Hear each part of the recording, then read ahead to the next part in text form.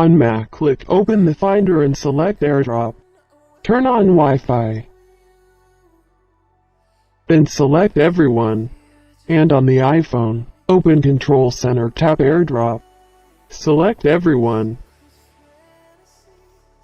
Go to Photo folder.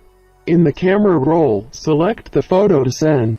Click Select, tap the photo to be sent. After that, a check mark will appear. Then click the sign in the lower left corner. The name of the AirDrop from the laptop will be detected, appears automatically. Click the name of the AirDrop recipient.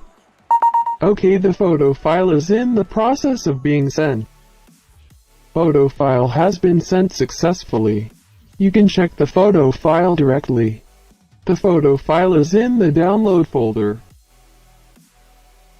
OK, that's an example of sending photos without iTunes using AirDrop from iPhone to Mac.